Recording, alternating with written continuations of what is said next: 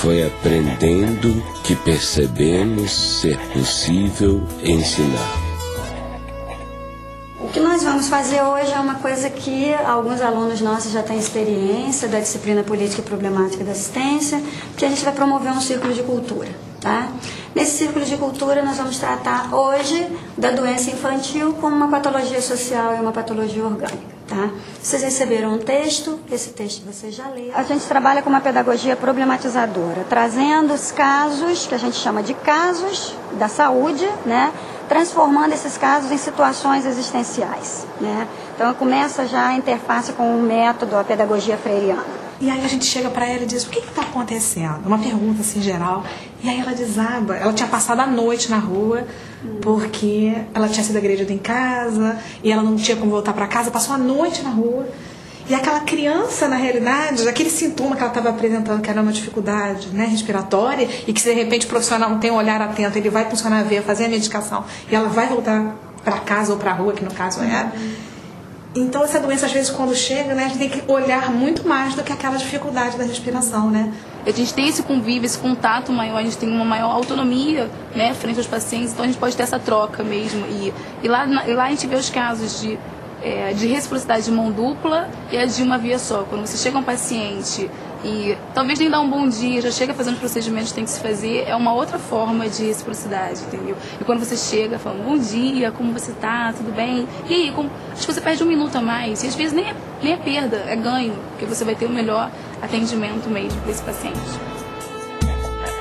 Ensinar não é transferir conhecimento, mas criar as possibilidades para a sua produção ou a sua construção. Quem ensina, aprende ao ensinar, e quem aprende, ensina ao aprender.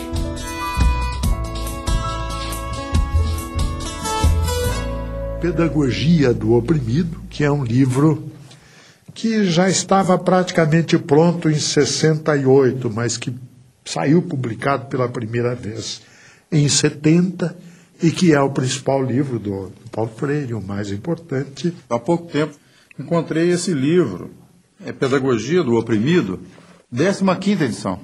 E aí, quando abri o livro, me surpreendi com uma série de anotações do próprio Paulo Freire, do punho dele. Ou seja, é bom até avisar os leitores que a edição autorizada para ser lida mesmo é da 16ª em diante da Pedagogia do Oprimido, porque ele corrigiu o livro todo.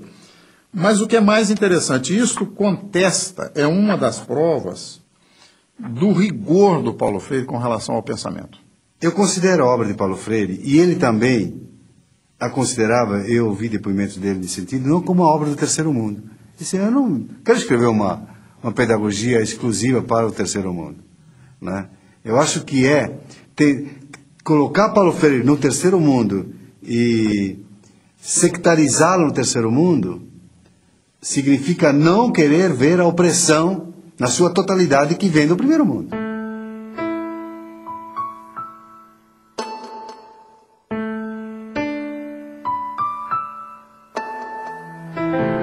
Ela foi a primeira leitora da Pedagogia do Oprimido, né?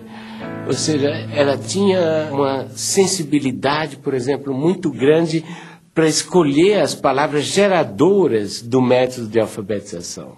E a Elza era uma grande educadora e que, inclusive, não acreditava que eu fosse outra coisa que não educador mesmo. Quer dizer, eu me lembro de uns sonhos que eu andei tendo na minha mocidade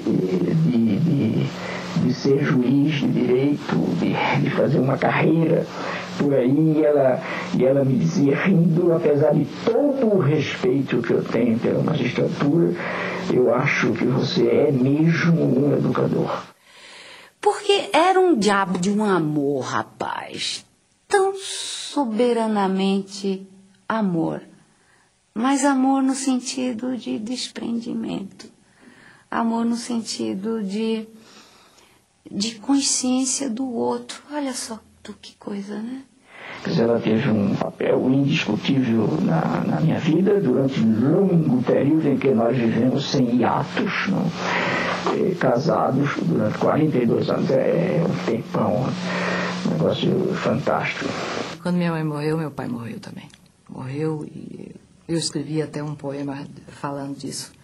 Quando minha mãe morreu, eu perdi meu pai, né? Fiquei órfã de pai e mãe, e vou por aí.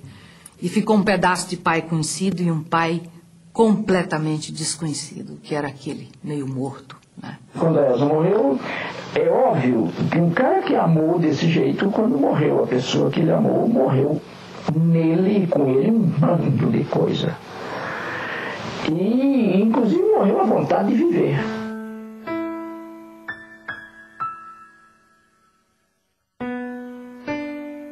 Eu encontrei um Paulo maduro, um homem seguro, um homem cortês, extremamente amoroso, criativo e que se oferecia a mim na plenitude das suas qualidades. Nós temos que educar para sermos seres mais. E o ser mais em Paulo é isso, é ser mais humanos, ter mais qualidade enquanto gente.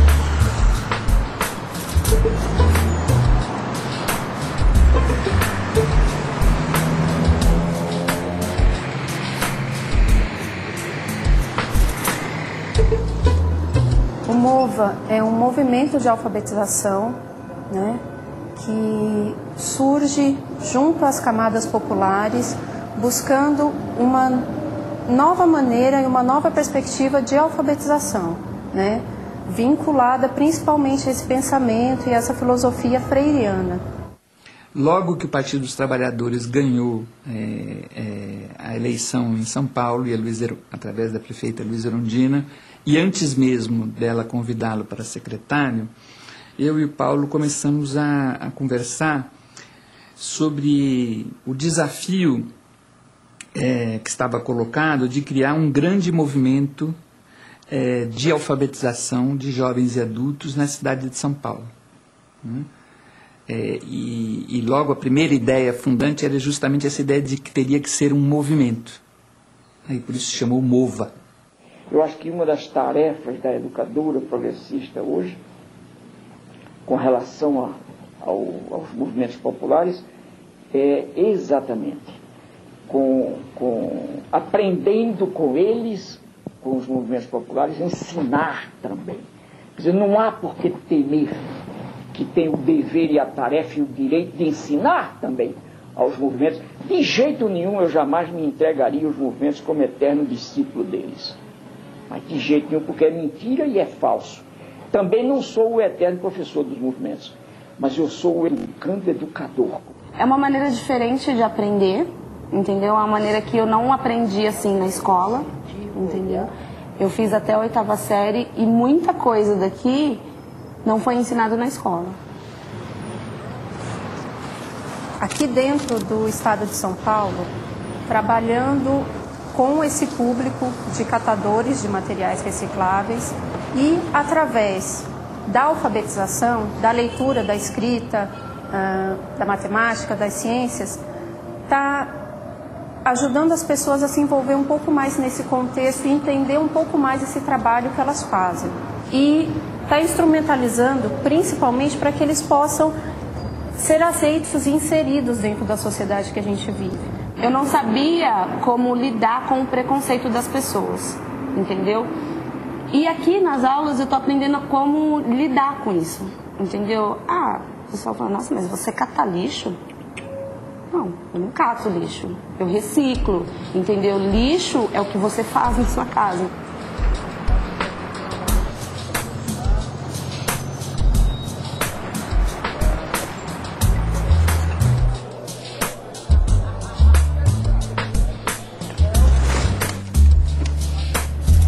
Estou estou aprendendo mais a me comunicar mais com as pessoas, né? Que é um pouquinho fechado e ficar mais extrovertido, né? Por causa da maneira que a gente aprende, né? Não é uma coisa assim que a gente chega na escola e não sabe o que vai fazer. No fim da aula a gente já sai satisfeito porque realizou alguma coisa. Depois que a gente criou essa poesia com esse tema coletividade, o que teve de importante com isso depois? Muito importante porque a gente é capaz de fazer uma poesia, né? Existe muita criatividade para isso, mas muitas vezes a gente no coletivo consegue conquistar mais ideias, né? Quem quer escrever Tempo Perdido? Minha poesia, estar com você. Sou uma pessoa muito contente e alegre, gosto de estar perto de vocês. Aprendo a ler, aprendo a escrever. Meu nome é Ailton, sou pobre de dinheiro, mas sou rico de saúde. Sobre as águas do mar e a luz brilhar ali pela rua passar sem saber o que, me sentindo tão só, sinto que é amor, sigo amor, amando-te assim, nós dois, amor e nós. Tá bom?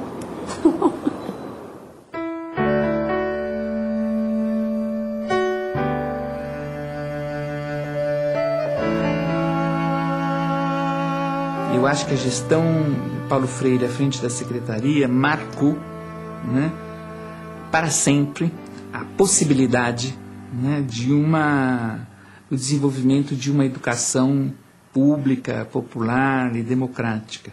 Eu acho que houve uma preocupação, né, muito profunda com valorizar, né, a figura dos educadores e das educadoras da rede municipal.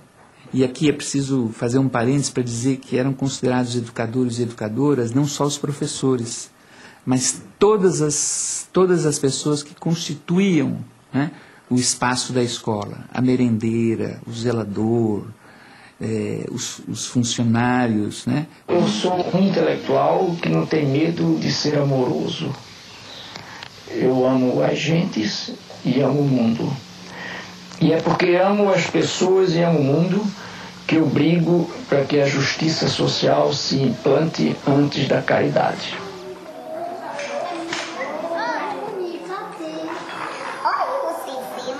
Ninguém começa lendo a palavra, porque antes da palavra, o que a gente tem para ler, à disposição da gente, é o mundo.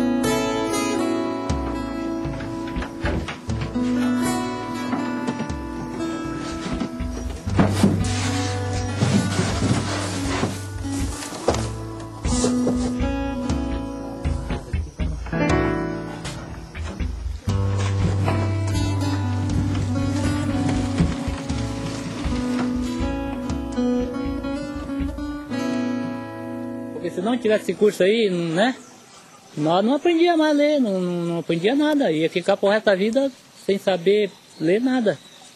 Porque a pessoa que não sabe ler, praticamente ele é cego, né?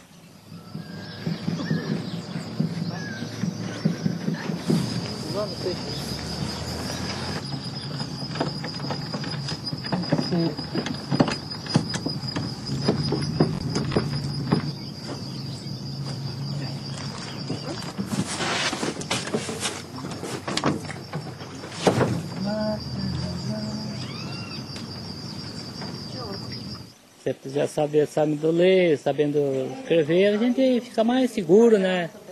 Tem mais jeito para chegar, conversar, né? Então, nós gostaríamos de saber se esse projeto que nós estamos trabalhando com vocês se desenvolveu alguma coisa boa. Por isso que eu escolhi uma palavra para comentar com você, para comentar nesta aula, né? Então, essa palavra é cidadania. Chega em casa, olha, que a professora me deu isso, tem essa lição para me fazer. Se entende, dá uma força para mim, me explica. Se eu entendo, eu dou uma força para ele, ensino ele. Ensino ele para se desembaraçar mais, né, na lição. Mas eu acho que ele aprendeu bem mesmo. Esses meses que ele está na escolinha. Porque a gente que trabalha de empregada doméstica, assim, né? A pessoa não sabe dos produtos que tem que passar para limpeza, né? E assim, aprendendo a ler já é uma força, né? Boa, né? Sabe o que produto que vai usar. Vem aqui, filha. Sabe o produto que vai usar. E tá, deu uma força boa. Ela vai na escolinha comigo também todo dia. E ela tá fazendo o prezinho. Eu aprendo mais com ela, né? Ela aprende comigo. Assim a gente vai indo.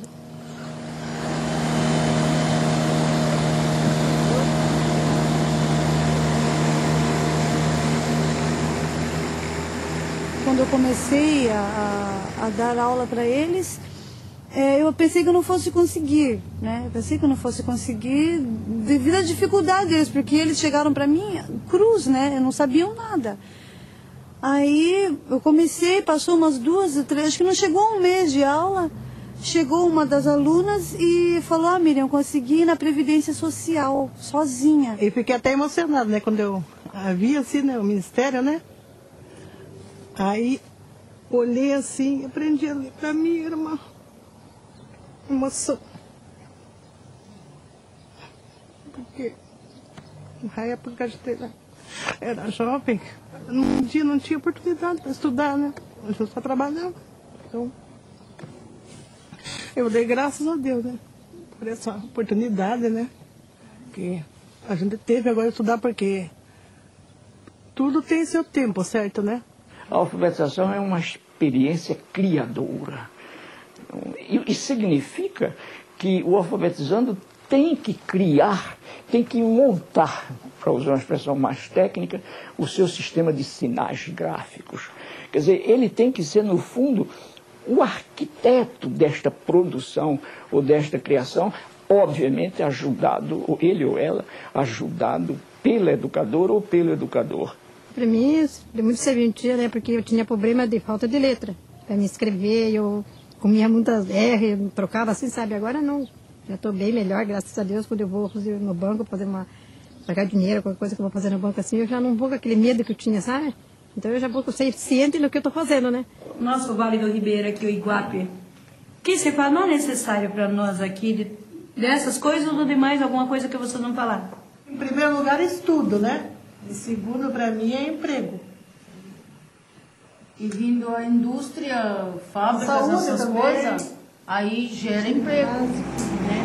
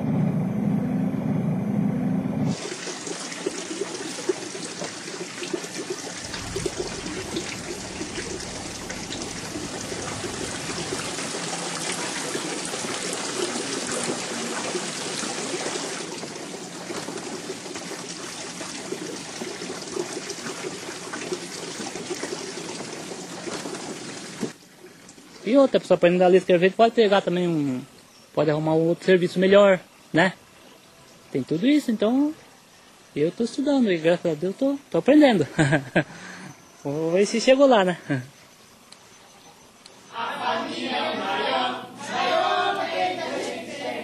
É feliz, ele mantém ela, quanto mais o dia é infinito também.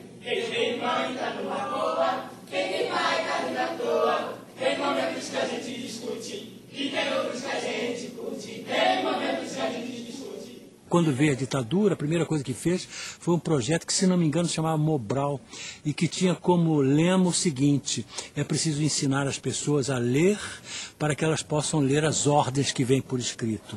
Que era exatamente o contrário do processo dialogal do Paulo Freire, que tem tudo a ver com o teatro do oprimido e com Sócrates, que também usava esse processo do diálogo para que se chegasse a uma descoberta.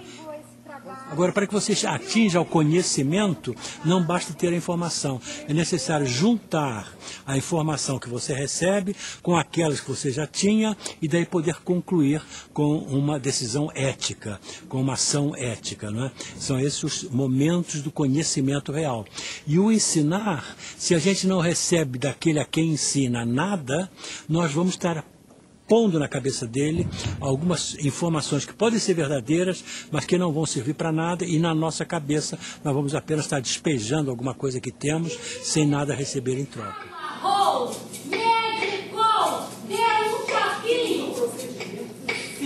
Eu não tenho dúvida nenhuma de que eu não posso ser entendido fora de uma compreensão da ética em mim e da política em mim. Eu acho que nenhum educador, nenhum pensador da educação está afastado disso. Quer dizer, a educação, enquanto formação humana, é um esforço indiscutivelmente ético e estético. Quer dizer, não há como separar também a decência da boniteza. Entende? Quer dizer, a educação, enquanto busca de boniteza, necessariamente procura a decência do ser.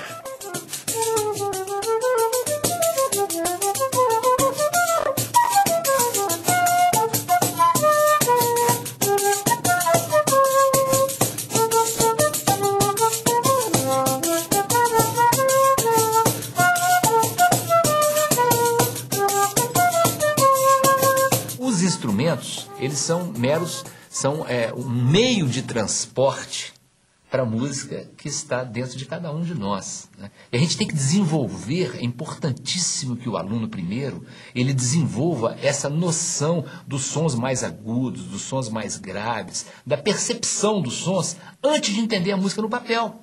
Agora presta atenção no que eu vou tocar para vocês. O som mais grosso, esse aqui, ó, esse som mais grosso, é esse som aqui. Agora tem esse outro dó aqui, olha, que é um som um pouco mais agudo, ó. Esse. Agora esse outro é um pouco mais agudo.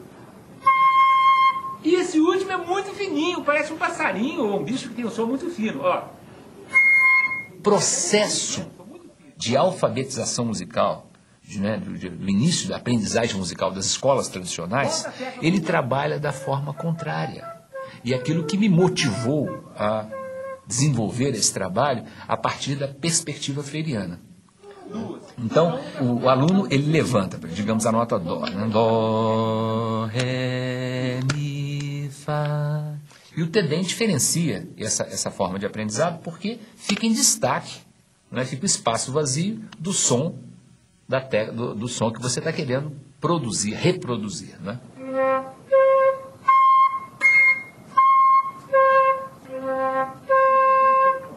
Qual foi? Isso, muito bem, os dois acertaram. A ecopedagogia é um capítulo da pedagogia do oprimido. Por quê? Se a gente considera a Terra como um ser vivo e em evolução, hoje essa Terra é um grande oprimido. Nós vivemos de forma insustentável. Nós temos tudo para destruir o planeta, não pelas bombas atômicas. Nós podemos destruir hoje o planeta pelo modo insustentável de vida que vivemos nesse planeta. Então, nós temos que refundar os princípios da pedagogia para que ensine as crianças, jovens e adultos a viverem de forma sustentável, a terem um estilo de vida sustentável. Então, eu creio que esse vai ser o grande tema do século XXI. E Paulo Freire é esse educador do século XXI, porque estava extremamente ligado a essa temática da sustentabilidade. Quer dizer, há pessoas que me consideram um sonhador, e eu sou um sonhador. mas não um sonhador maluco. Mas há pessoas que me consideram um idealista, mas um idealista perigoso, entende? E para mim não. Para mim a esperança faz parte disso que a gente vem chamando natureza humana. Eu gostaria de ser lembrado como um sujeito que amou profundamente o mundo e as pessoas, os bichos, as árvores, as águas, a vida.